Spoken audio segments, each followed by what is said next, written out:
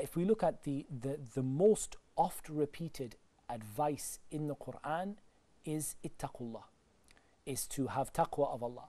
And of course this means to a certain extent to fear Allah through your actions, through doing good deeds and avoiding sins. Okay.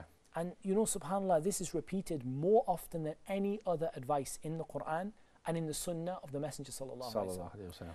And that shows you the importance of having this fear to motivate you.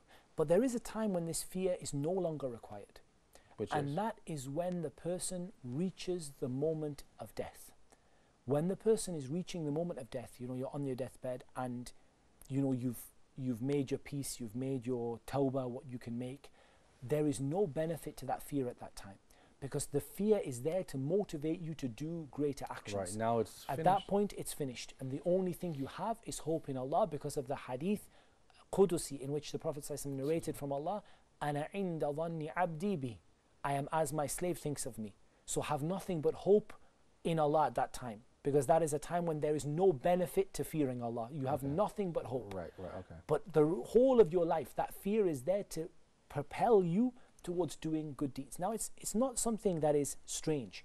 In fact, we operate the same principles when we talk about our children. Do you ever, you know, teach your children only by giving them good? Right.